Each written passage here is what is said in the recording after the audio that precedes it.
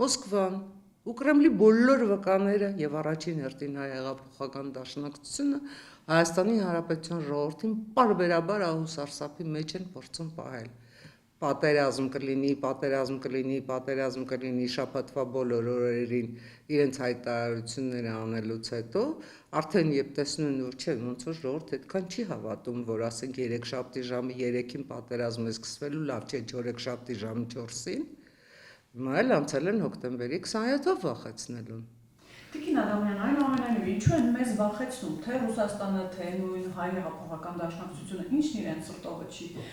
ինչն այնպես չի անում օրվա իշխանությունը կամ անձամբ Նիկոլ Փաշինյանը, որ պարբերաբար հղում են անում հոկտեմբերի 27-ին։ Այս վախեցնելու պատճառներն են մեզ հասկանում։ Ես կարծում եմ մի քիչ հարցը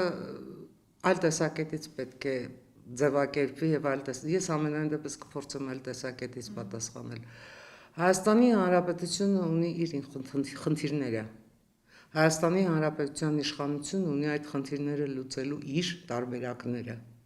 եւ դրանք բացարձակապես չեն բխում Ռուսաստանի Դաշնության այն պատկերացումներից, ըստ որոնց պետք է Հայաստանի Հանրապետությունը շարժվի։